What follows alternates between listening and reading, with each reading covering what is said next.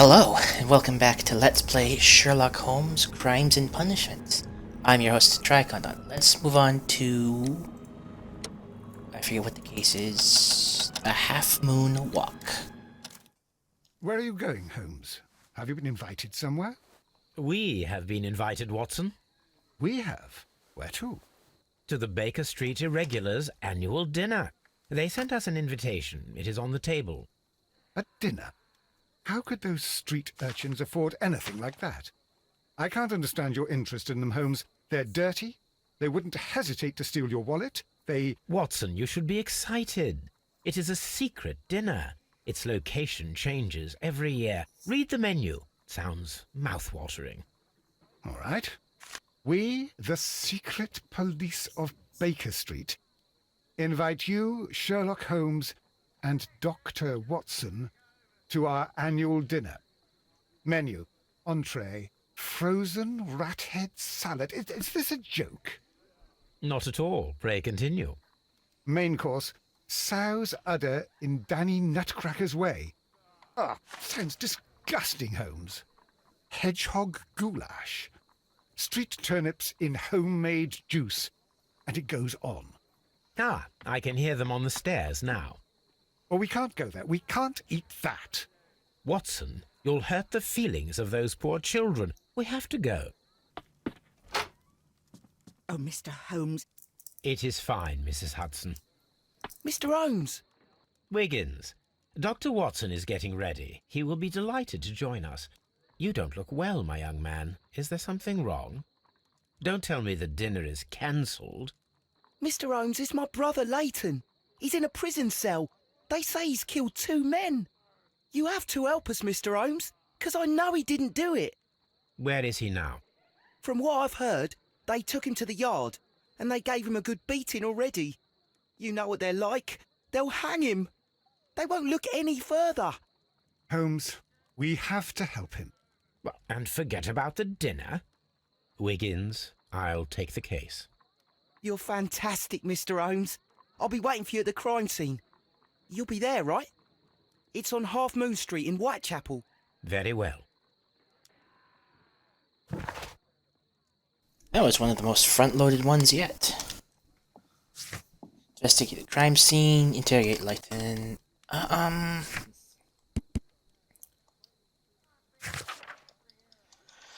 think I will go to... I think it's best to go to investigate the crime scene first.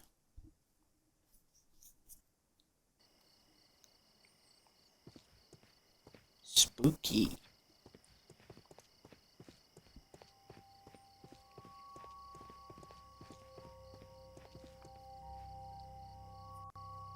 I just went this way by random chance.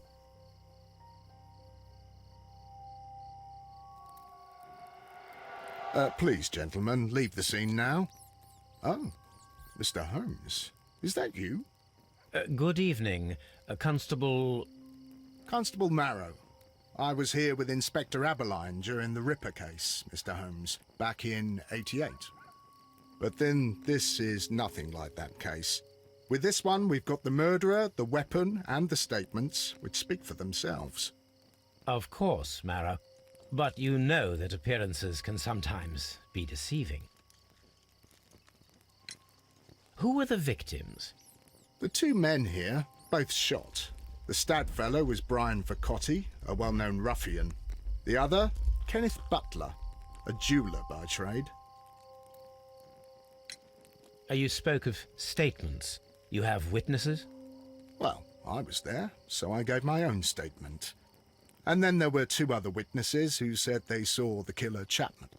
Mr. Turner, a gentleman who lives in that flat over there. And Polly Powell, a flower seller, who was over at the far side of the street. So, Constable Marrow, I should be delighted to hear your testimony. I was standing at the north side of Half Moon Street. That was the side that you came from. But you would have been unable to observe this part of the street, where we are standing now. That is correct. But I saw the 2 victims slowly enter Half Moon Street, and then shortly after, the fireworks started. A few minutes after that, the fellow chapman rushed towards me and ran into Half Moon Street. Please continue. I didn't pay attention, but suddenly I heard a woman's cries and police whistles on the other side of Half Moon Street. I rushed over there and I saw the 2 dead bodies on the ground. When I reached Whitechapel Street, I saw Leighton Chapman. He'd been caught by 2 police constables. Did you hear the shots? I didn't hear any shots. The fireworks were all over the sky. They were so loud I couldn't hear anything else. What were the fireworks in honour of, Constable? Well, today's Queen Victoria's birthday, Mr. Holmes. Yes, I appear to have lost track of the days. It is May now, of course. Constable Marrow, what else caught your attention while you were running through Half Moon Street?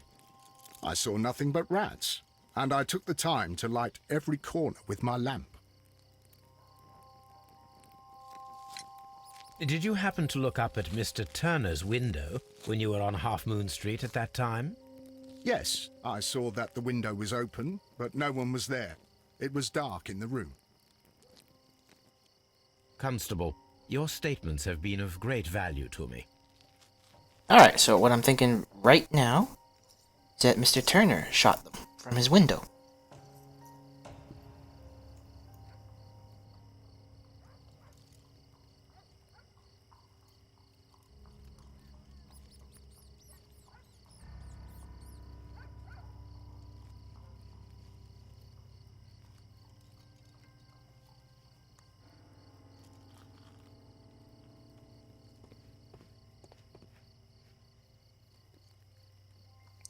That tooth? What is that?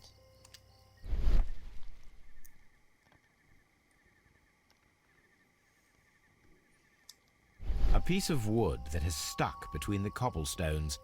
Let us take a closer look.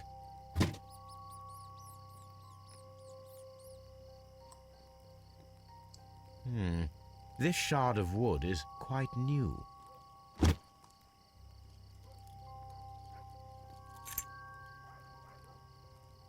This is an ordinary key. I wonder what kind of door it opens.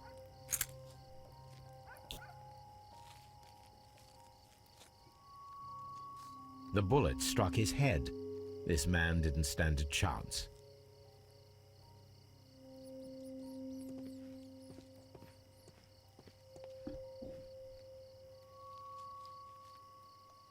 He tried to stop the bleeding with his hand. Death was not instant.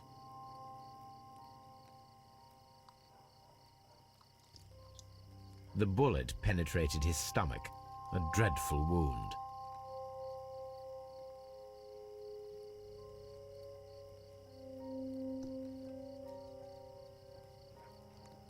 Brian Vercotti suffered greatly. What a terrible way to die.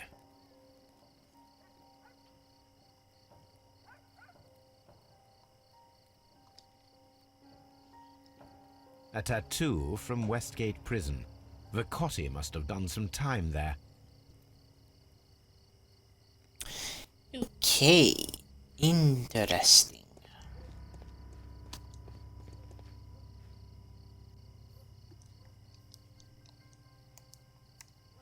Good evening, Mr. Turner. I heard Constable Marrow reply to you as Mr. Holmes. Are you that detective gentleman? I've heard of you. And, well, I know things about this evening. Excellent. Might we hear your story? Oops, forgot to Could you scan tell you. us everything that you may have seen or heard? I was already in bed when the fireworks started. A few moments after, I clearly heard 2 gunshots from outside. Please continue. I quickly got up and I grabbed the lamp from my nightstand and I rushed towards the window. I looked down and I saw 2 bodies. And there was a man with a gun who was standing nearby. Where exactly? Well, near this body. Did he notice you? I don't think so. He rushed towards Whitechapel Street without looking around. And I forgot to scan you, so let's just do that real quick.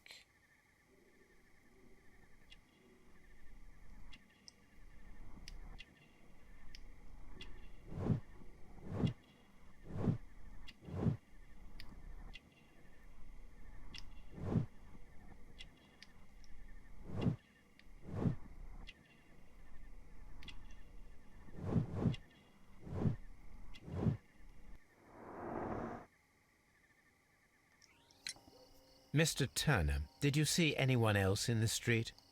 No, I saw no one but that man, the murderer, the fellow they caught.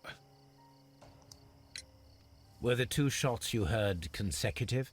Yes, there was a very short pause between them, and they sounded different somehow.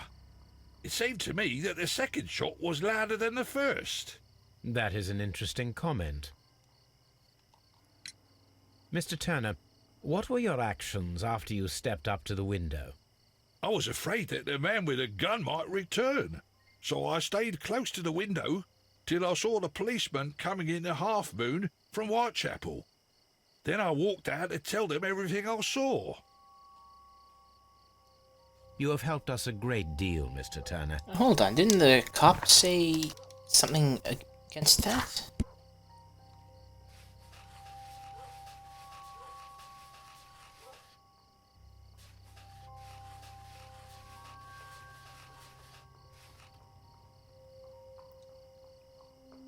Yeah, when the constable came to the street, Mr. Turner's window was open, but no one was there. How come I never called him on that?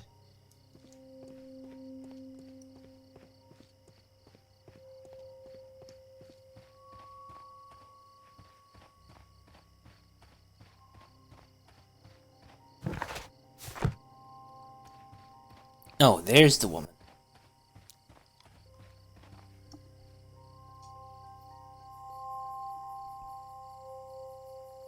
Mrs. Powell? What do you want? My name is Sherlock Holmes. I'm assisting the police with their investigation of the crime that took place this evening. Well, I've already gave my testimony, but very well. Oh, I'm not gonna scan her. Okay. Could you tell us everything that you may have seen or heard? Yes. I was selling my flowers as usual, and then the fireworks began, in honour of Queen Victoria. I enjoyed those.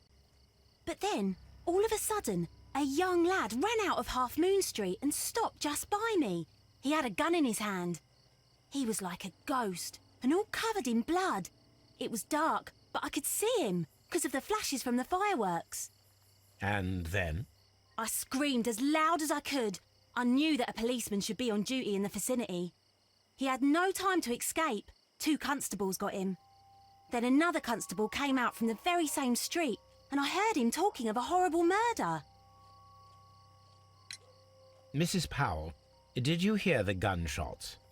I'm not sure. You know, what with the fireworks?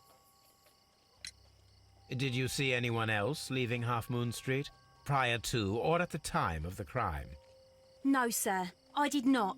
Even with all the fireworks, I was very attentive, as I'm always on the lookout for customers. My thanks to you, Mrs. Powell. It's not looking good for whoever the poor kid is. I'll do anything to save my brother, Mr. Holmes.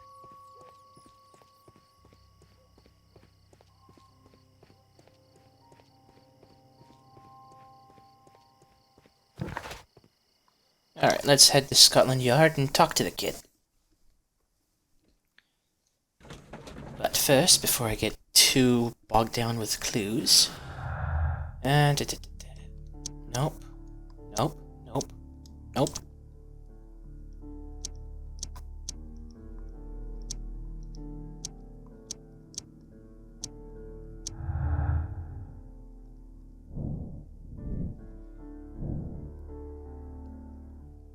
Yeah, I was right.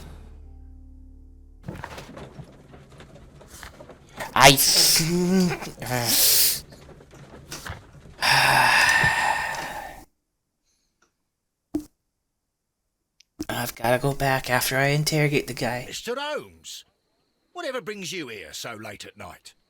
I'm interested in the case of young Leighton Chapman.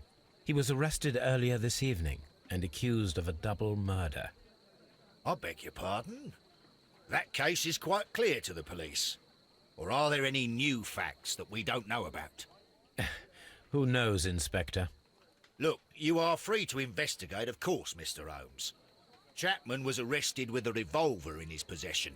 which you can find in the evidence room. The suspect himself is in custody.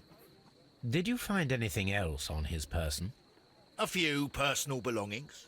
Nothing particular, Mr. Holmes. Thank you, Lestrade.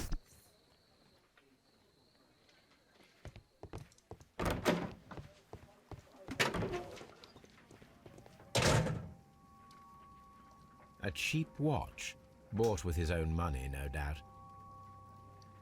These cigarettes are filled with cheap tobacco. Nothing interesting. I want the apple. Investigate the apple. So this is the gun that Leighton was holding when he was caught by the police. It is a Webley revolver, a reliable weapon. How many shots are in the cylinder? It seems as though the shells were not removed from the cylinder.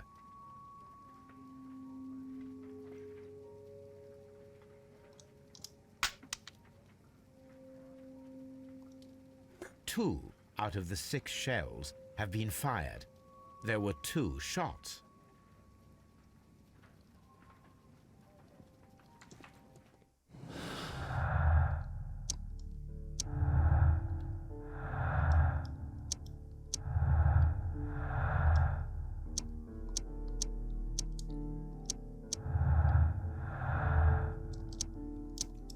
Okay, what do I got so far? Turner could hear the contrast between 2 fired shots. In fact, 3 shots were made.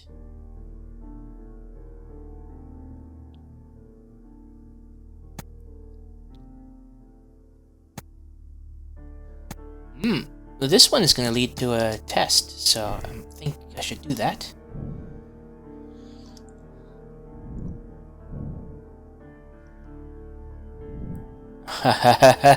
But it doesn't. Those conflict. Oh, I'm still gonna do the test.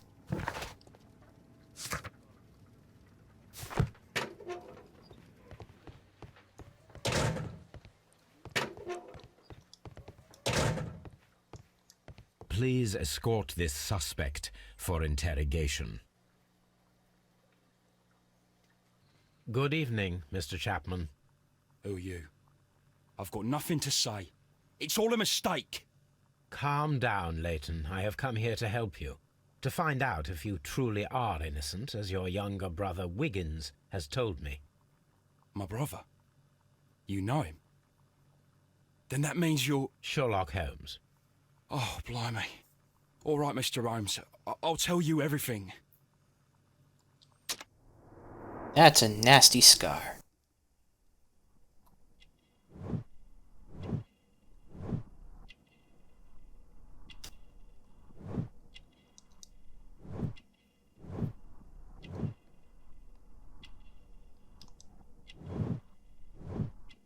Didn't see that one.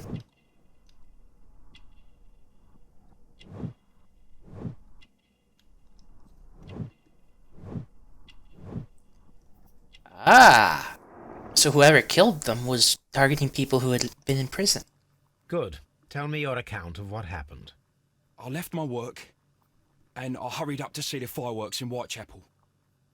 I was late, so I decided to cut through Half Moon Street. I saw the first fireworks light up in the sky. I bumped into a constable on a corner before entering Half Moon. Then suddenly, what with all the firework flare, I saw 2 men. They were both lying flat in the middle of the street. I stopped where I was. I thought about turning back to the police, but as I was thinking of that, I saw a third person. He was leaning over the body that was furthest from me. The second I saw him, he raised his head, and he stared at me. In a flash, I saw his gun, but he made a dash for it instead, and he escaped through Whitechapel Street. So you might still have had time to return to the constable. I panicked. I didn't know what to do. Anyway, I approached the bodies just to see if they were still alive. I saw that one had blood pumping out of his stomach. He was dying. It was horrible. The second one was already dead. He had a hole in his head. He was holding a gun in his hand, though. I took it, and then I followed the third man. Interesting. Pray, continue. I turned a corner, and I saw the man standing in the middle of the street. He seemed to be in some sort of panic. And then, Mr. Holmes, something strange happened. I told the police and they laughed at what I said, but I swear to you, my words are true. I started running towards him. But then I was blinded by a flash. It was so bright that I hardly saw anything for a good dozen seconds. But I kept running forward. As I arrived in Whitechapel, I heard a woman screaming. And then I was caught by the police. But there wasn't a trace of that man. Of course, then they found a gun and all that blood. I couldn't see the murderer escaping and all that mess. Perhaps I was still half-blinded at that moment. A thrilling account, my young man. Leighton, are you able to describe the person whom you saw standing in Half Moon Street? Well, I wasn't able to see his face at all. It was too dark, and he was too far away. I could see his silhouette. And what about that? Nothing so special. He was wearing a jacket. He was quite average in size and his weight. I see. Was there anything else that struck you at the time? No. But perhaps it's strange, but I can't remember the sound of his footsteps as he was running away. Perhaps it was because of the fireworks or the surprise of me seeing him. Leighton, I confess I am puzzled. Why should a young lad like you take a gun from the hands of a dead man and set off in pursuit of a probable killer? I know. I keep wondering that, but at the time it was like a reflex. A criminal ought to be arrested, and he was armed. You were willing to risk your life. That was a little foolish, unless you wanted revenge. No, Mr. Holmes. I was just being brave and stupid. I'm sure that you were, but I believe that you may have recognized one of the victims, Brian Vercotti. You knew that gentleman well, did you not? However could you know that? You have a typical tattoo of the Westgate Brotherhood upon your hand. I observed exactly the same mark upon Mr. Vercotti. You came to know him from your sharing a past prison sentence. Am I correct, Mr. Chapman? Oh, God. You're right, Mr. Holmes. Would you tell me a little about Brian Vercotti? We were convicted for a robbery. Once in prison, both of us joined one of these fraternities. During that year, we tried to help each other out, you know? You were quite young then, I believe. Yes, Mr. Holmes, we were. We'd only stolen a pound of meat. After we were released, and when I saw what my little brother had become, I decided to work towards living an honest life. And Vercotti? He had a hard time. His sister had died in a Whitechapel dispensary while he was in prison. He had no family anymore. Our paths split. He fell back into crime. So you lost him? Yes. And for around 2 years, I heard no news of him at all. We shall see you soon, young man. Interesting.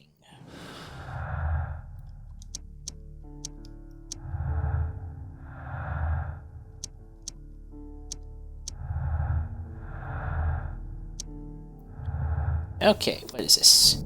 Person whom Leighton Chapman...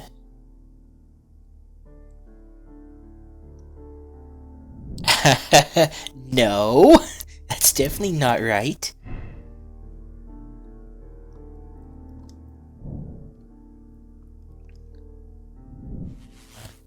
Yeah, let's convict him.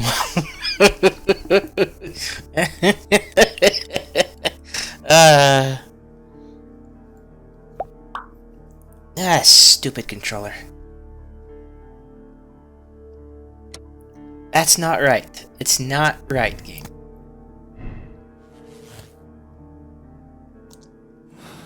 Okay, so... I need to go back and talk to the guy, talk to Turner, re-examine the dead bodies. Okay. Alright, so my initial assumption that was Mr. Turner is probably wrong, because he has a limp, he can't move all that well.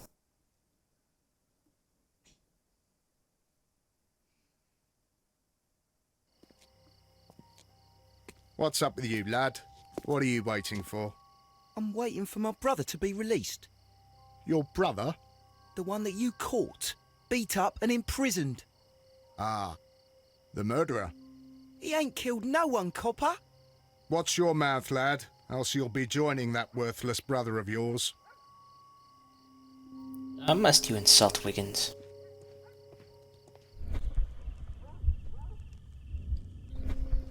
It would be my pleasure to assist you with your investigation, Mr. Holmes.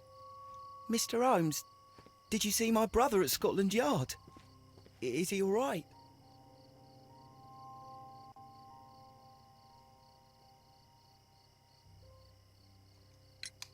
Mr. Turner, you have stated that you remained close by your window after the crime, is that correct? Oh, yes, Mr. Holmes. I stayed at my window until the policeman arrived to examine the dead bodies.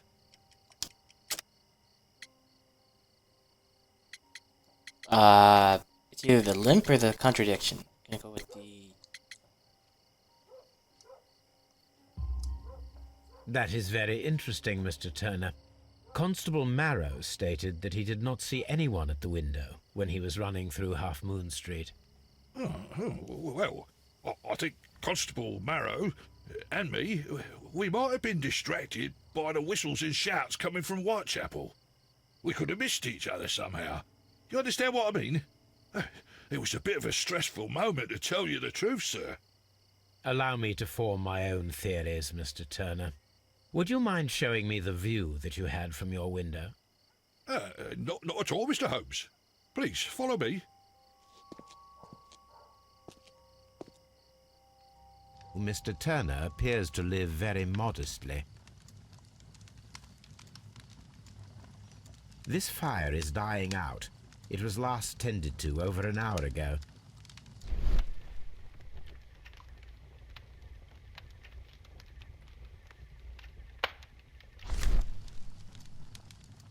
The papers are almost entirely burned. I am unable to see what's written here. You're just gonna pluck that out of a burning fire. These words are illegible. The papers were thrown into the fire just a short while ago.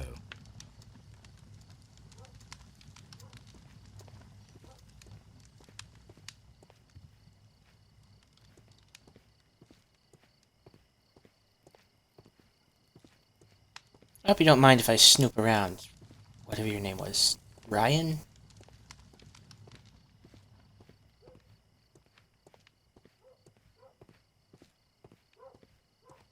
Mr. Turner was roused from his bed by the sound of gunshots.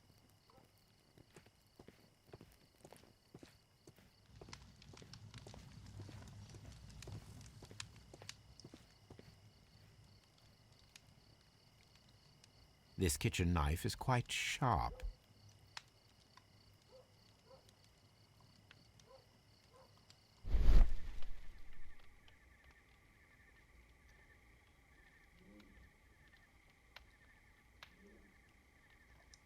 There are pieces of shredded paper scattered over the table. This kitchen knife was used to cut the paper.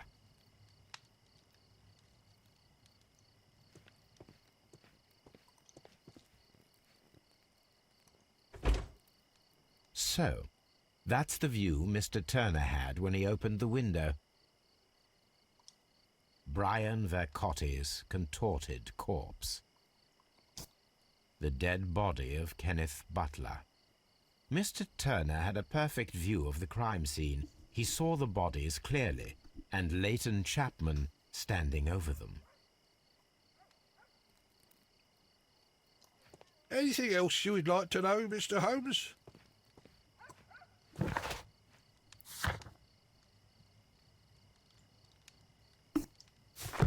Okay, I'm missing something?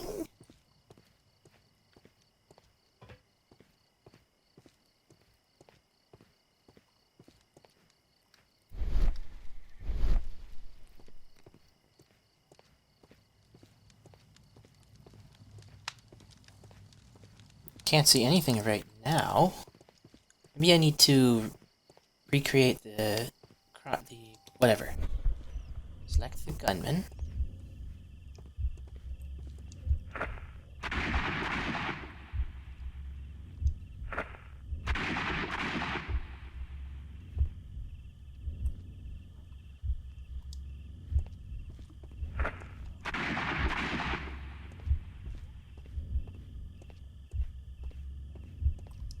I am unable to see any higher.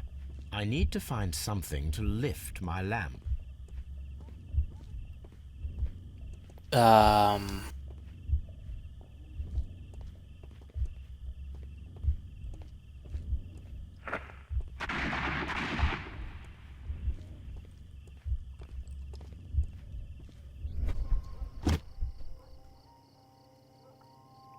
This should be useful.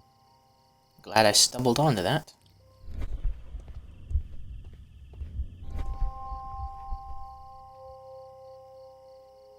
This is most definitely a bullet hole. The brick cracks are fresh. Watson, there was a third shot fired in this street. Okay.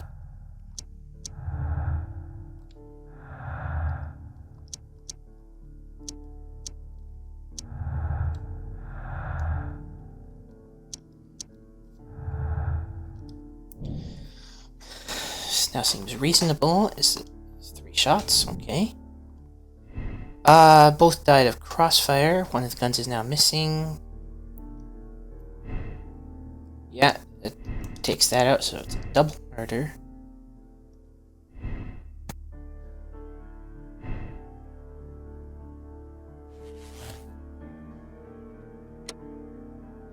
Okay, no, that's wrong. And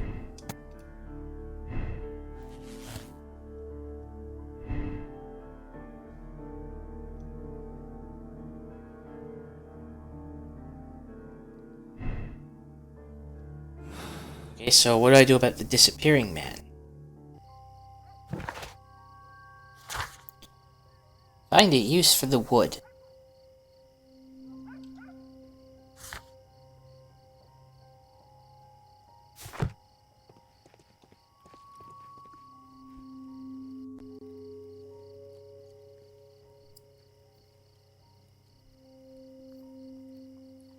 Constable Marrow, I would value your assistance in this investigation.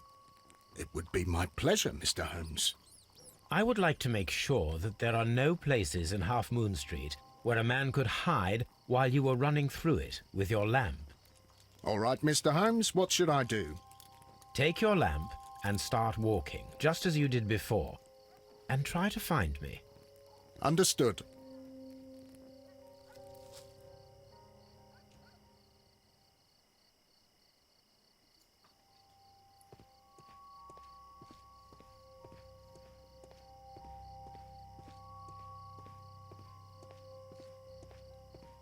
Oh, interesting.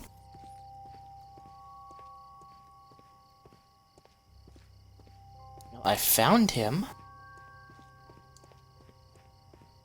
No, this is not how I walked at the time of the crime. I was more attentive. Let's start over again.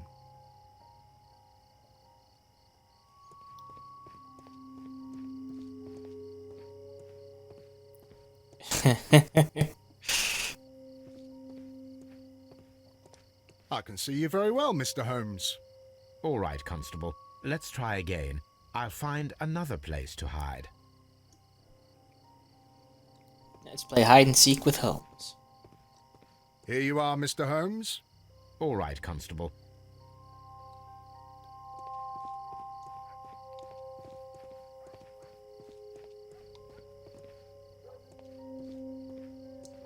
Okay, where would you be, Mr. Holmes?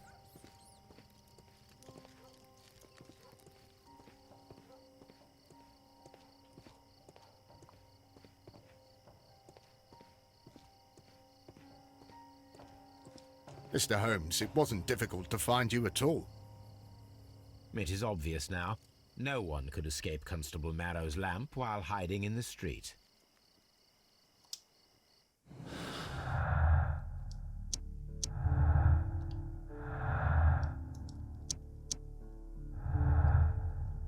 No, not that one. This.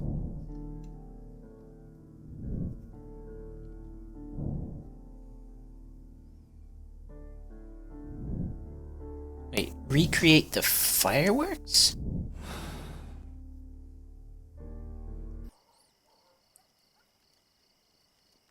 Find the flare gun where?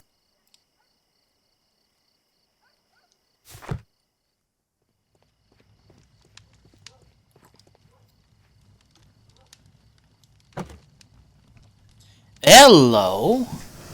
Now we're getting somewhere. A perfect match. So, Mr. Turner broke his stick when it became stuck between the cobblestones. He did not mention that he was so near to the victims.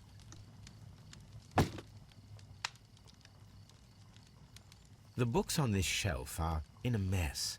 It looks as though Mr. Turner was trying to find something in a hurry here a short while ago.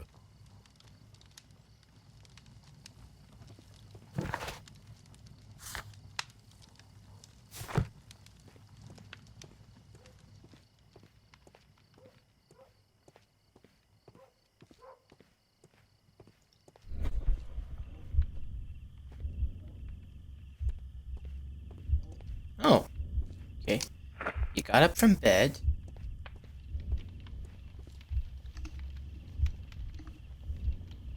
You took something.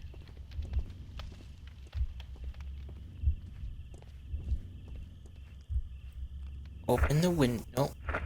Open the window. Looked down. Okay, so that's what I was missing. Approach the body. Then, I guess... this? Oh, what happened?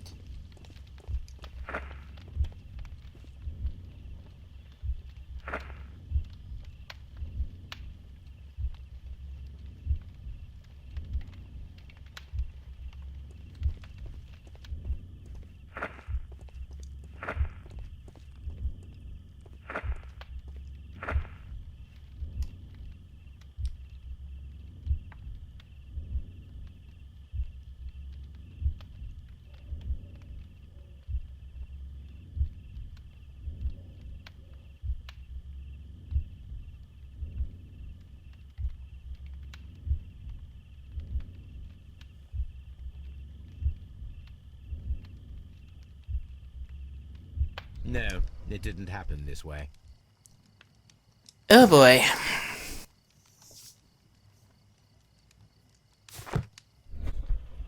Okay, well, you definitely got up first.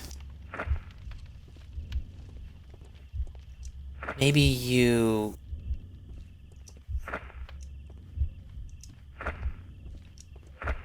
check the bodies last? And I hate this selection system.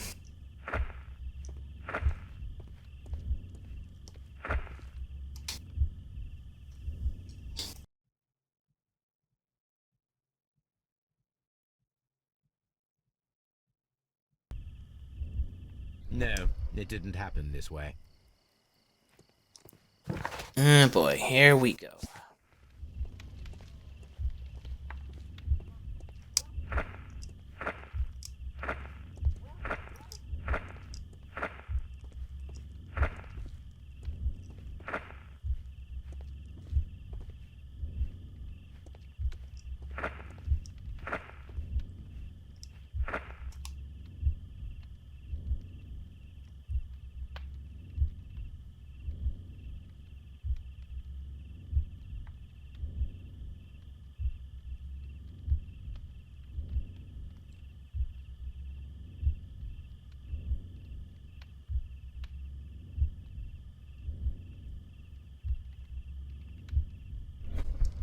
There we go. So Mr. Turner used a book to hide an object that he found on Kenneth Butler's body.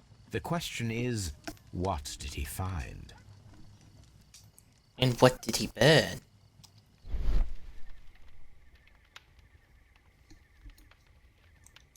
I can see prints from greasy fingers upon the cover of this book. Let us take a closer look. I'm glad you can. Well now, what a find! A precious jewel, concealed inside a book. A bracelet with a unique ram's head design, a distinctive feature of ancient Grecian artifacts, probably of the Hellenistic era.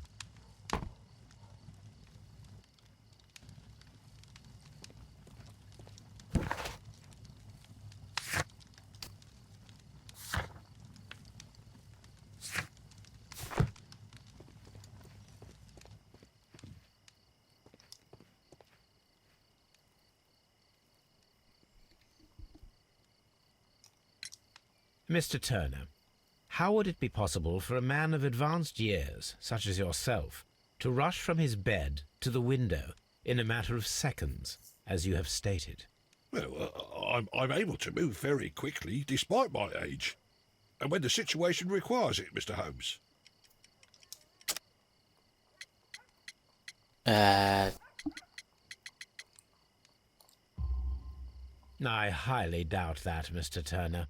I observe that you suffer a severe limp due to your injured right leg.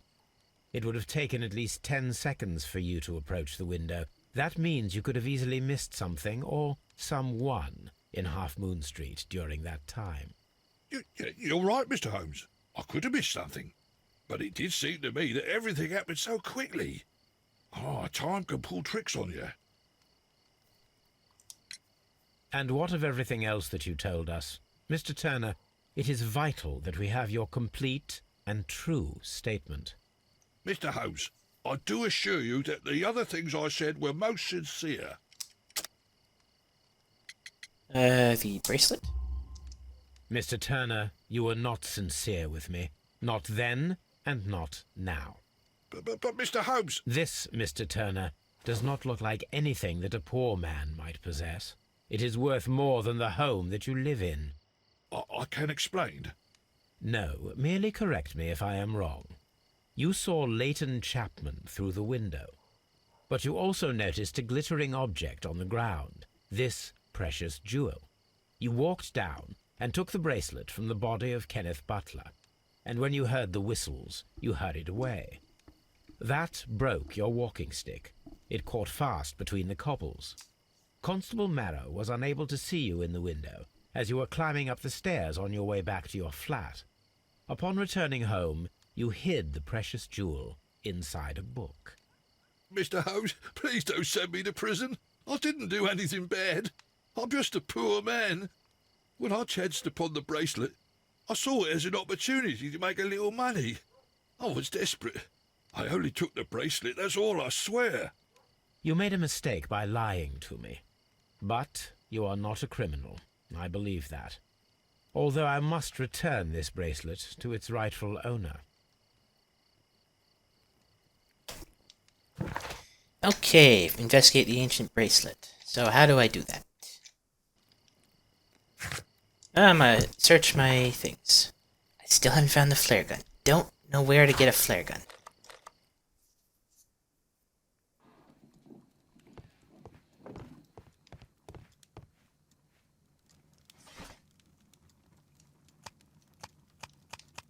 That is not the one I need.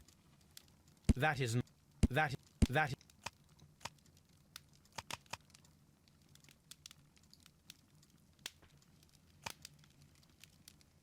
is. Here we are. 5 heads of mountain ram 5. Missing from the museum since 1885. Here it is. I need to continue my research in my archives. That said 1885, so that's the newspaper here I need to search. Hellenistic treasures were stolen while being transported by cab from the British Museum to the Glafford Fine Art Exhibition. Pawn shop owner Kenneth Butler contacted Scotland Yard tonight to provide information regarding a gentleman who attempted to sell him a collection of historical art at his pawn shop in Church Street. Professional thief by the name of Vincent Foley escaped with London. He was recognized, transported to collection. Eventually imprisoned. Lost treasures are still to be found. It is. One of the victims, Kenneth Butler, was involved in the story of the stolen Hellenistic treasures. A visit to his pawn shop should tell me more. And I still haven't found the flare gun. Interesting. But that will be it for this episode, so tune in next time to continue the Half Moon Street murder. What is this case called? Half Moon Walk.